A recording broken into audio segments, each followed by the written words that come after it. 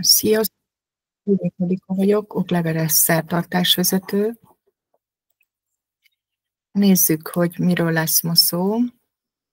Megvizsgáljuk, hogy milyen esküvői trendek várhatóak 2025-ben. Egy kis prezentációs lesz a segítségemre, hogy összeszedjem a gondolatokat erről.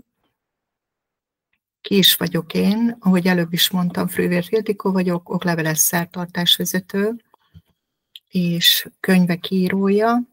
A 2024-es év rendkívül tartalmas év volt számomra. 2 könyvem is megjelent az év során. Először márciusban az Egy márkaépítés története című könyvem jelent meg.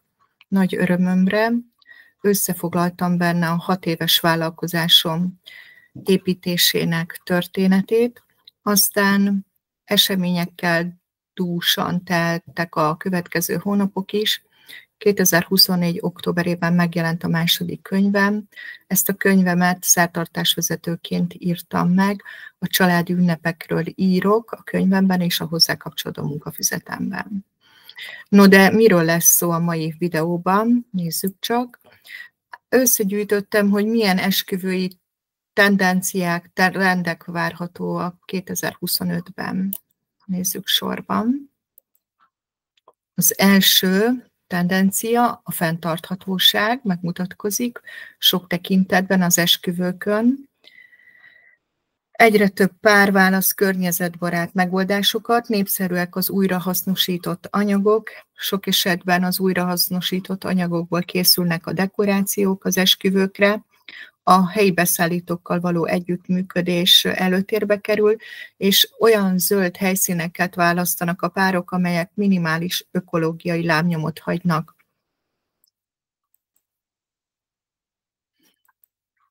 A második motívum az intimitás és az egyediség. A kis létszámú bensőséges esküvők kerülnek előtérbe, a párok arra törekednek, hogy a szertartás minden pillanata róluk szóljon, egyedi legyen a szertartás, legyen itt szó egyedi fogadalmakról, vagy különleges ceremóniál elemekről. A képen egy növényültetés ceremóniát örökített meg a fotós. A következő motívum a színek és tematikák motívum. A színek terén 2025-ben merészebb választásokkal találkozhatunk. A klasszikus pasztelszínek mellett az élénk árnyalatok, például a narancs, a vörös, a kék, a lila is megjelenik. Aztán jellemzőek lesznek a tematikus esküvők továbbra is, mint például egy kedves film, vagy egy kedvenc történelmi korszak, ihlette dekoráció, szintén egyre népszerűbbek ezek. A negyedik tendencia a technológiai megoldások tendenciája.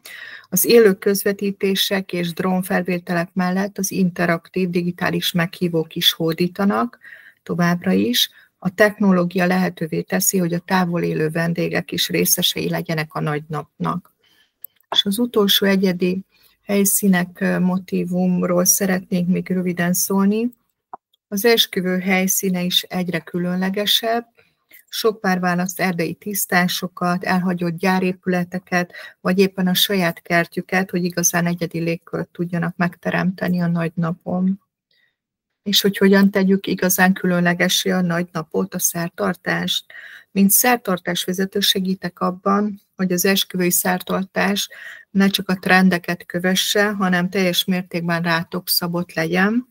Ha inspirációra, vagy tanácsra, vagy támogatásra van szükségetek, keresetek bizalommal, látjátok itt a képernyőn az elérhetőségemet. Várom a véleményeteket az elhangzottakról, a látottakról. Nektek melyik trend tetszik a leginkább? Írjátok meg kommentben, vagy foglaljatok nálam időpontot egy ingyenes konzultációra, amely konzultáción átbeszéljük a vágyaitokat, a lehetőségeiteket, és együtt tervezhetjük a nagy napotokat. Köszönöm a figyelmet!